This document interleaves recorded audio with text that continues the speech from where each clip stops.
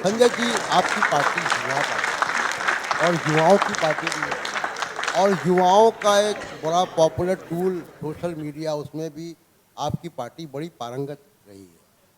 और लेकिन हम ये देख रहे हैं कि युवाओं को जिस तरीके का संदेश या जिस तरीके का हम उतावलापन युवा वर्ग में देख रहे हैं, जिसमें कि कभी कभी काफ़ी हिंसा भी दिखाई देती है, तो एक पॉलिटिशियन के तौर पे, एक सांसद के तौर पे, एक पॉलिटिकल पार्टी के तौर पे, आप कम से कम नॉर्थ इंडिया में इस राजनीति की, जो राजनीति आप कर रहे हैं, उस राजनीति की गुंजाइश क्या है और गड़बड़ कहाँ हुई?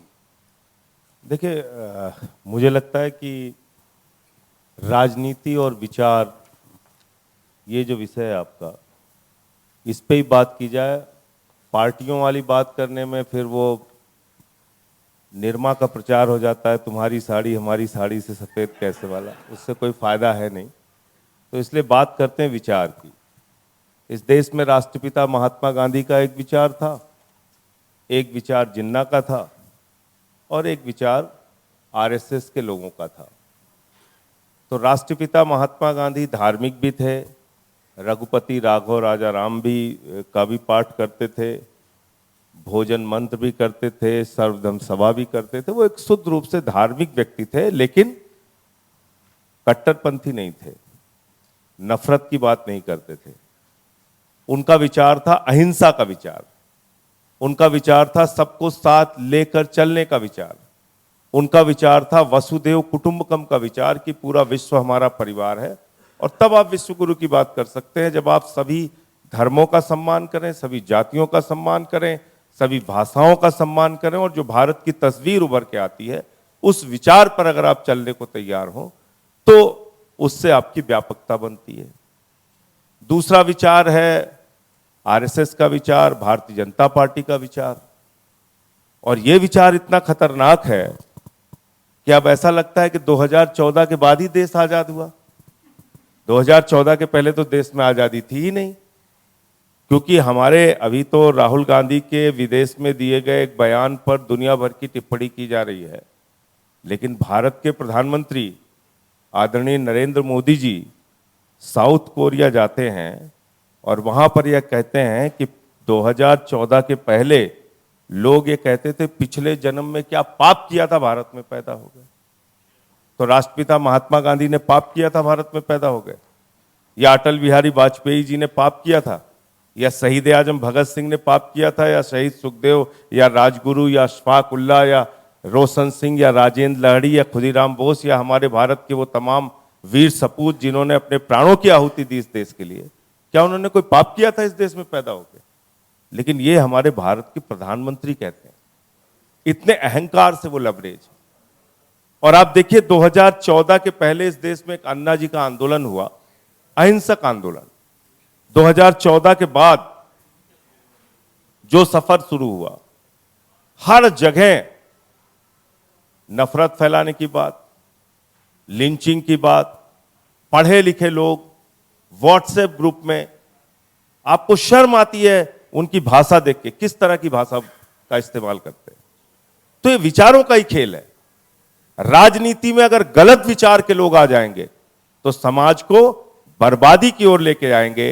राजनीति में अगर गांधी के विचारों के, बाबा साहब डॉक्टर भीमराव अंबेडकर के विचारों के, शहीद आजम भगत सिंह के विचारों के लोग आएंगे, शहीद अशफाक उल्लाह के विचारों के लोग आएंगे, तो देश को सही रास्ते पे लेके जाएंगे। दुर्भाग्य से इस समय की जो राजनीति है वो क्या कहते हैं? वो कहते हैं साहब सबसे बड़े राष्ट्रवादी हम हैं। अब आप सोचिए, अब मुझे तो डर लगने लगता है। मैंने तो एक बार पार्लियामेंट में कहा, मैंने कहा जब तुम लोग यार भारत माता की जय लगाते हो तो मुझे लगता है कोई फैक्ट्री बिकने वाली है। अब कहते हैं भारत माता की जय, हम भारत की कोल इंडिया बेचेंगे, भारत माता की जय हम रेलवे बेचेंगे, भारत माता की जय हम LIC बेचेंगे, भारत माता की जय हम BPCL बेचेंगे, भारत माता की जय हम steel authority of India limited बेचेंगे, भारत माता की जय हम बैंक बेचेंगे, सड़क बेचेंगे, बिजली बेचेंगे, पानी बेचेंगे, पूरा हिंदुस्तान बेचेंगे, लेकिन भारत माता की जय लगाएंगे। और लोग भी ऐसे पागल पड़े हुए हैं। उस विचारधारा में लोगों की सोचने और समझने, कट्टरपंथ की एक ऐसी विचारधारा होती है, उसमें मजा बहुत आता है। जिस हिंदू का खून न खौला, कहें बहुत बढ़िया बोल रहा है साहब। तो ये जो कट्टरपंथ की विचारधारा है, वो चाहे मुस्लिमों में हो या हिंदुओं में हो या सिखों में, इसमें मजा बड़ा आता है। अगर कोई बढ़िया मौलाना तकरीर करके ललकारे मुसलमानों को, कहें बहुत बढ़िया भाषण दे रहा है। ऐसे हमारे यहाँ हिंदुओं में अगर कोई खड़ा होकर हिंदुओं को ललकारे और कहे कि भाई एकदम जो है खून बहा देना है और कट जाना है, मर जाना है, कहें बहुत बढ़िया बात है। हम लोग बात मेल जोल की करते हैं, वो जरा कम देरी समझ में आती है, समझ में आएगी। अब आप देखिए, बुलडोजर चलता है तो पहले ये पता किया जाता है किसके घर में चला, कहें मुसलमान, कहें बहुत बढ़िया, ठीक है। तो ये जो सोच आ गई है कि हम बर्बाद हो जा रहे हैं लेकिन मुसलमानों को ठीक किया जा रहा है इसलिए सब कुछ ठीक है, ये बहुत ही खतरनाक सोच है। ये कहा जा रहा है कि तुम बेरोजगार रहो, दर दर की ठोकरें खाओ नौजवानों, कटोरा लेके भीख मांगो, लेकिन हम मुसलमानों को ठीक कर रहे हैं इसलिए वोट हम ही को देना। यह जो कहा जा रहा है कि हम देश की संपत्तियां बेच रहे हैं, रेल, सेल, बीपीसीएल, पूरा हिंदुस्तान बेच रहे हैं, चिंता मत करना, वोट हम ही को देना क्योंकि हम मुसलमानों को ठीक कर रहे हैं। आप सोचिए, जिस मुल्क के अंदर देश का प्रधानमंत्री यह कहे कि बताओ साथियों और दोस्तों, गांव गांव में कब्रिस्तान है तो शमशान होना चाहिए कि नहीं होना चाहिए? लोग कह रहे हैं हां हां होना चाहिए। बताइए, इसका मतलब हमारे सोचने समझने की शक्ति खत्म हो गई। इस विचारधारा ने हमारे सोचने और समझने की शक्ति खत्म हो गई। वरना हम अपने लिए स्कूल मांगते, अस्पताल मांगते, सड़कें मांगते, बिजली मांगते, हम कह रहे हैं हां हां शमशान बनना चाहिए, गांव गांव में शमशान बनाओ। और देखिए, कई बार होता है जैसे अपशकुनी लोग, वैसे मैं ज्यादा मतलब मैं अगर आप उसके हिसाब से देखें तो कोरोना के महामारी में गांव गांव में शमशान बन गया। भारत का प्रधानमंत्री कह रहा है गांव गांव में शमशान बनाना है, भारत के प्रधानमंत्री की प्राथमिकता है। आप सोचिए कैसे नकली बातों पे लोग देश को चला रहे हैं। कहते हैं बांग्लादेश के मुसलमानों को यहां से भगाओ, बांग्लादेश के मुसलमानों से भगाओ, यहां नफरत फैला रहे हैं, झगड़े करा रहे हैं। और जब 50 साल की आजादी का जश्न मनाया जाता है बांग्लादेश में, तो अली अनवर जी को तो नहीं बुलाया गया, ये तो मुसलमान है, इनको तो नहीं बुलाया बांग्लादेश वालों ने। किसको बुलाया? बांग्लादेश के आजादी के योद्धा आदरणीय नरेंद्र मोदी जी को बुलाया। बताइए, आप गलत कह रहा हूं? बताइए, क्या बोले जाके? बोले बांग्लादेश की आजादी के लिए मैं जेल गया हूं, मैं बांग्लादेश की आजादी का योद्धा। बोले नहीं बोले? फिर सब लोग रिकॉर्ड खोजने लगे, पता चला कि कांग्रेस पार्टी तो खुद ही समर्थन में थी बांग्लादेश की आजादी के, तो जेल किसने भेजा भाई? किसने जेल भेज दिया इनको? लेकिन बोल रहे हैं, राष्ट्रवाद की भी बात करते हैं लोग। बताइए आप, जिन लोगों ने हमेशा देश को, जिस विचारधारा ने देश को तोड़ने के, मुझे देखिए, मुझे जो सबसे ज्यादा अफसोस होता है किस बात का होता है, कोई 10 मुसलमान बैठ जाएंगे, उनसे सारे इकट्ठा होकर हाँ भाई तुमने क्या किया इस देश के लिए, तुम्हारा क्या योगदान है, तुम कितने बड़े वीर हो बताओ, और वो बेचारे जो है वो समझाते रहते हैं कि नहीं नहीं हमने ये किया वो किया। ये बहुत ही दुर्भाग्यपूर्ण बात है। जिन लोगों ने देश की आजादी के आंदोलन में बाकायदा अंग्रेजों की मुखबिरी करने का काम किया, क्रांतिकारियों के खिलाफ अंग्रेजों के लिए मुखबिरी करने का काम किया, वो विचारधारा के लोग कहते हैं हम देशभक्त हैं, हम राष्ट्रवादी हैं, और हम आप सुन रहे हैं उसको। ये सबसे ज्यादा अफसोसजनक बात है। पाकिस्तान पाकिस्तान चिल्लाते हैं, अरे भाई आईएसआई को, अगर ये काम कांग्रेस पार्टी ने किया होता, देश की सत्ता में ये थे, लंबे समय तक थे, अगर इन्होंने किया होता तो पूरे देश में बीजेपी के लोग आंदोलन कर रहे होते। मैं उस समय पंजाब का प्रभारी था, पठानकोट की घटना हुई, हमारे शहीदों की जांच आईएसआई से बुला के कराया नरेंद्र मोदी जी ने, कोई आवाज नहीं उठी देश के अंदर।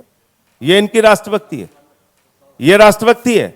50 साल तक जिन लोगों ने भारत का तिरंगा अपने आरएसएस के मुख्यालय पे नहीं फहराया, जो लोग इस देश के अंदर हमेशा, और सोचिए आप, कहते जहां हुआ बलिदान मुखर्जी वो कश्मीर हमारा है।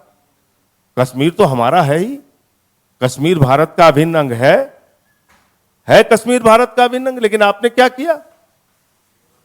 फजलुल हक की गवर्नमेंट में Shyama Prasad Mukherjee ji deputy chief minister थे, फाइनेंस मिनिस्टर थे।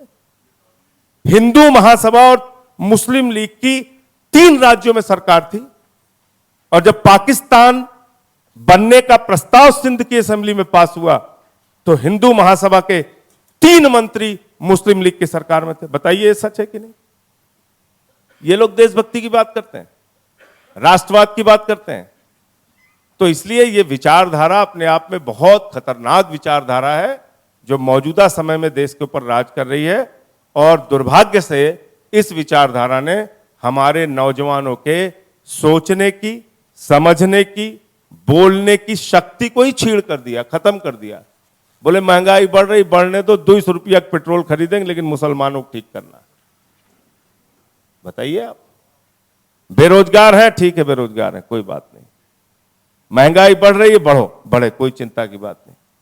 तो इससे हम अपनी तरक्की नहीं सोच पा रहे हैं, हम अपना विकास ही नहीं सोच पा रहे हैं। ऐसी विचारधारा के लोग अगर इस देश के ऊपर राज करते रहेंगे, मैं आपको कहूंगा घर घर में घुस के लोगों को पीटा जाएगा, मारा जाएगा, उनका खाना चेक किया जाएगा, उनके कपड़े चेक किए जाएंगे, उनके ड्रेस चेक किए जाएंगे। अब बताइए, आप ड्रेस को लेकर बवाल कर दिया वहां पे कर्नाटक में। मैंने कहा भाई 94 साल तक आप लोग हाफ पैंट पहन के घूमे, किसी को बुरा लगा? किसी ने बुरा माना? नहीं माना, आपकी मर्जी है। हाफ पैंट पहन के घूमते थे 94 साल तक, अब फुल पैंट पहन के घूम रहे हैं, कोई दिक्कत नहीं, आपकी अपना अपना ड्रेस है ना, कैसे आप रोक सकते हैं? आपका ड्रेस कोड है हाफ पैंट पहन के घूमना, 94 साल तक घूमे आप, फिर आपको लगा फुल पैंट पहनना चाहिए, आपने फुल। एक ही तरक्की किया 97 वर्षों में, हाफ से फुल पे आए। तो और दूसरी बात, जो अभी परिस्थितियां चल रही हैं, मैं आपको बहुत साफ तौर पे बता दूं, अगर वास्तव में हम लोगों को इस विचारधारा से लड़ना है तो छोटी छोटी चीजों से जो डराया जाता है, बच्चों का क्या होगा, पत्नी का क्या होगा, घर का क्या होगा, ऐसे बर्बाद कर दिए जाओगे, वैसे लटका दिए जाओगे, ऐसे जेल में डाल दिए जाओगे, ऐसे लाठी पीट दी जाएगी, ये सब तो हम लोगों ने बहुत देखा है, बहुत देखा। हमारे यहाँ अवधिम कहते हैं बंदर घुड़की न दिखाया। बंदरों की तरह खो खो खो खो आदमी करके आगे बढ़े, डंडा लेके खड़े हो जाओ, पीछे भाग जाता है। तो बंदर घुड़की दिखाने वाले लोग हैं, इनसे किसी भी तरीके से डरने की जरूरत नहीं है, इनसे लड़ना होगा। इतनी बड़ी महालूट हुई इस देश के अंदर, कहीं कोई आवाज नहीं। एक ही व्यक्ति को आपने आकाश से लेकर पाताल तक सब कुछ सौंप दिया। आकाश में चले जाइए तो जहाज अडानी का, जमीन पे आइए तो एयरपोर्ट अडानी का, समुद्र में चले जाइए तो सीपोर्ट अडानी का, पाताल में चले जाइए तो कोयला अडानी का, गैस अडानी का, आयरन ओर अडानी का, सीमेंट अडानी का, स्टील अडानी का, सड़क पे चलिए तो सड़क अडानी की, पानी पीजिए तो पानी अडानी का, बिजली जलाइए तो बिजली अडानी का। क्या है? पूरी की पूरी सरकार अडानी की। 2.5 लाख करोड़ रुपए का कर्जा अडानी को दिया है, 2.5 लाख करोड़ रुपए का कर्जा। 2.5 लाख नहीं, 2.5 लाख करोड़। आपको अगर अपने बच्चे के एजुकेशन के लिए 2.5 लाख रुपए का लोन चाहिए तो चप्पल घिस जाएगी। 2.5 लाख करोड़ का कर्जा एक व्यक्ति को दिया, और 86,000 करोड़ का कर्जा उसका माफ किया। और मॉरिशस में एक पते पर 6 कंपनियां खोल के 42,000 करोड़ रुपए का काला धन अडानी की कंपनी में लगाया गया। कौन जांच करेगा इसकी? कहां से जांच होगी इसकी? इसलिए मैं ये कहना चाहता हूं कि इस समय जो बड़ा मुद्दा है वो अडानी का मुद्दा है, और राहुल गांधी की सदस्यता ऐसे नहीं खत्म हुई, ये भी आप जान लीजिए। अगर वो अडानी के मामले में लोकसभा में नहीं बोलते तो ये सदस्यता खत्म नहीं होती। बोले अरे हमारे मालिक के खिलाफ बोल दिए, तो नौकरों के खिलाफ बोलो चलेगा, नौकर के खिलाफ बोलिए चलेगा, नौकर के खिलाफ, लेकिन मालिक के खिलाफ आप लोग बोलेंगे? बताइए आप, मालिक के खिलाफ बोल दिया। जेपीसी के लिए हम लोग लड़ रहे हैं, कोई कार्रवाई नहीं हुई। 24 घंटे में आदेश आते ही सदस्यता खत्म हो गई। मैंने कहा एक जमाने में पीटी उषा जी को उड़न परी का खिताब मिला था, इतने तेज सरकार भाग रही है राहुल गांधी के मामले में, और जेपीसी के मामले में कच्छप गति से भाग रही है। कछुआ हो गए, उसमें गजनी मोड में चले जाते हैं, इनको याद ही नहीं रहता क्या क्या हुआ। तो इसलिए मैं ये कहना चाहता हूं कि जो आपने विषय रखा है, बहुत अच्छा विषय रखा है। गांधी की विचारधारा से ये देश आगे बढ़ेगा, वसुदेव कुटुंबकम की विचारधारा से ये देश आगे बढ़ेगा। हम मिली जुली संस्कृति के लोग हैं, हम मिलकर रहना चाहते हैं, हिंदू, मुस्लिम, सिख, ईसाई, ये सब एक साथ मिलकर इस देश को आगे लेके बढ़ाएंगे। यहाँ नफरत की विचारधारा के लिए कोई गुंजाइश नहीं होनी चाहिए। और कट्टरता की विचारधारा में कुछ वर्षों तक मजा बहुत आता है, लेकिन फिर जो हालत होती है वो हालत संभाले नहीं संभलती। जर्मनी को हिटलर ने अपनी तानाशाही से बर्बाद किया। अगर उस ओर हम बढ़ेंगे तो हम भी बर्बादी की ओर बढ़ेंगे। इसलिए तानाशाही के खिलाफ, लोकतंत्र को बचाने के लिए, इस मुल्क के संविधान को बचाने के लिए हम लोगों को लड़ना होगा। और ये छोटी छोटी चीज़ें कि परिवार का क्या होगा और पत्नी का क्या होगा और बच्चों का क्या होगा और जेल में डाल दिए जाओगे और कई साल तक तुमको रखा जाएगा, इन सब चक्करों की चिंता छोड़ के इनसे लड़ना पड़ेगा। और मेरी तो जितनी ताकत क्षमता है, जहां आप लोगों ने भेजा है वहां लड़ रहा हूं इनसे। आए थे मोदी जी भाषण देने के लिए, उनके सामने कहा मैंने कि मोदी अडानी भाई भाई, देश बेच के खाई मलाई। धन्यवाद आप।